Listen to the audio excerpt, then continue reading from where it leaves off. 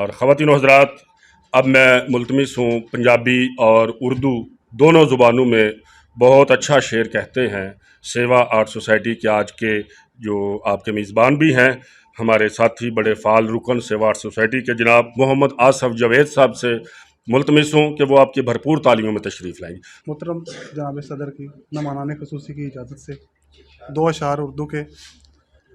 उसकी रहमत का हमेशा से तकाज़ा करके, उसकी रहमत का हमेशा से तकाज़ा करके, तौबा करता हूँ गुनाहों का इरादा करके।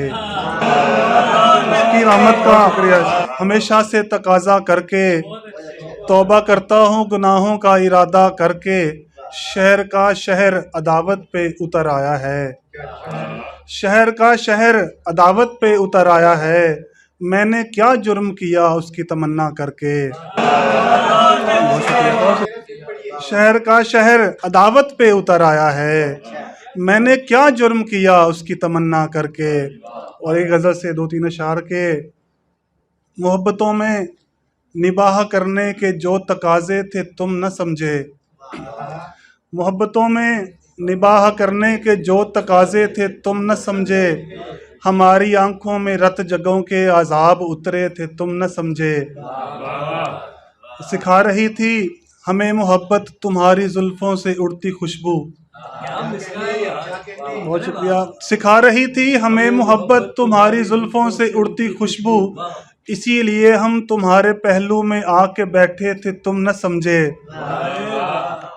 और काबिल गौर शेर के जवान अकबर वो नन्हे असगर, जवान अकबर वो नन्हे असगर, वो सब घराना वो तन 72। जवान अकबर वो नन्हे असगर, वो सब घराना वो तन 72।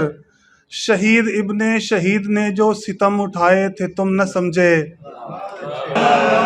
शुक्रिया। पंजाबी गज़ल दे चंद अशार और इजाज़त के। हो सकदी है पल विच गलती, हो सकदी है, हो सकदी है पल विच गलती, हो सकदी है। समझण लगिया गल विच गलती हो सकदी है। बहुत शुक्रिया जी। हो सकदी है पल विच गलती हो सकदी है, समझण लगिया गल विच गलती हो सकदी है। ते अज ओ इन्ना मेरे नेड़े बैठा है, अज ओ इन्ना मेरे नेड़े बैठा है।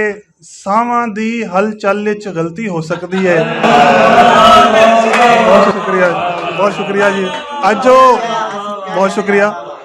अज ओ इन्ना मेरे नेड़े बैठा है, सावां दी हलचल विच गलती हो सकदी है। ते मेरे बच्चे पिछली रात दे भुखे ने, मेरे बच्चे पिछली रात दे भुखे ने।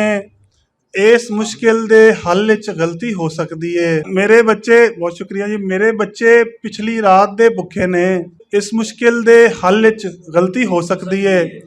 ते प्यार विच मैं इतबार पुनल दा नहीं करना, प्यार विच मैं इतबार पुनल दा नहीं करना। सस्सी वांगू थल विच गलती हो सकदी है।